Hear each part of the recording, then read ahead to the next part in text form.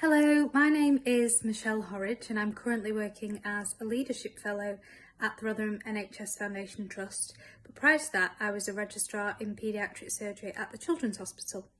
So today I'm just going to kind of cover a little bit about how you get to that point and then a little bit about what a day in the life of a Paediatric Surgery Registrar looks like.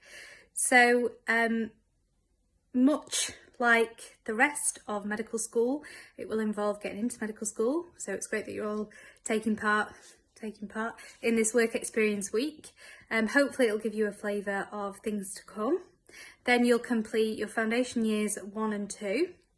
And then if you want to pursue a surgical route, you complete the core surgical training programme. So that's 2 years covering all different kinds of rotations in all different kinds of surgery. So for example, I did general surgery, plastic surgery, ear, nose and throat surgery, paediatric surgery, and then did some of them again. And then you apply to a national training programme to study paediatric surgery. So that's kind of a very brief overview of how you get to that point. There are things you can do while you're at med school to try and increase your opportunities and your experiences. So most medical schools have an elective attachment and student selected component. So if you know early on that you think that might be what you want to do, then it's a good idea to organise placements. It also helps you to get to know the departments nearby and the consultants and the kind of work that they do. Lots of people start out thinking that they want to do paediatrics because people like children and it's very varied, but the training is very long. And that's basically because it encompasses such a wide variety of sort of a mixture of congenital and acquired illness and the age range. So I used to have a boss whose favourite saying was, children are not little adults. So their bodies, their immune systems, their physiology is continuing to develop, even their anatomy. Children, you should look this up afterwards, but children have more bones than adults because their bones are still not fully ossified. So it's not just a case of learning how to do things on adults and then translating that into children. The whole physiology and the makeup of children is different. And as a paediatric surgery registrar, I was responsible for children across the region because it is a tertiary specialty. So very little paediatric surgery is done in district general hospitals.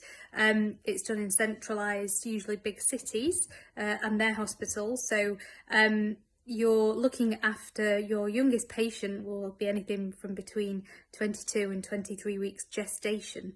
So they're babies that are born 17 weeks early.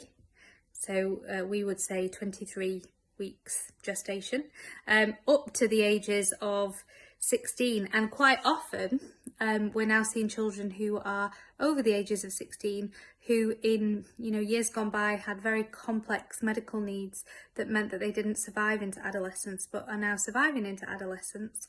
But often the best place to treat them is a children's hospital rather than in an adult setting.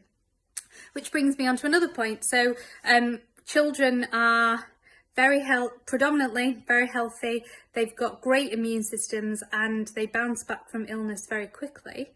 But often when you're treating a child, you're actually treating the whole family. It's a holistic approach. So we will ask questions about who lives at home and whether they've had their vaccinations, if they have any pets, and all these things will influence the care, not the care that we would provide, but the situation in which they've brought the situation at home which has caused them to come to us. You have to be used to dealing with parents, carers, grandparents. Some children come with a whole entourage of people, and remaining calm in any situation is very important. So my typical day, so if I wasn't on calls, this is just kind of a normal day. I'd arrive in work probably about 7:30, ready for handover at 8 o'clock. We'd talk about the patients who had been admitted overnight, if anyone had been unwell overnight, if anyone was listed for theatre that day, and then we'd go around and see and assess all our patients that were on our list, so usually around 30 to 40 patients. And again, that would cover from the tiny neonates in the neonatal intensive care unit at the Jessup wing, right up to our big adolescents who were being treated at the Children's Hospital. Morning activity would then consist usually of a clinic or an operating list. So an elective operating list, so patients that had been seen in clinic, they need an operation but it's not urgent, so we book them in kind of 6 weeks time, or we see patients in clinic that have been referred in by the general practitioners and assess them and see if they need an operation. And then in the afternoon, say we had an operating list, about 12:30 I go up to the theatre assessment unit and see all our patients. So if a patient, for example, a common operation that we see is when a little boy's testicle hasn't come right down to the base of the scrotum. So you can feel it, but it doesn't stay there. So we do an operation to fix the testicle to the base of the scrotum. That's important for 2 reasons. One, little boys and older boys need to learn what their testicles feel like because they need to know how to examine them to identify any problems later in life. And 2, the scrotum has a lower temperature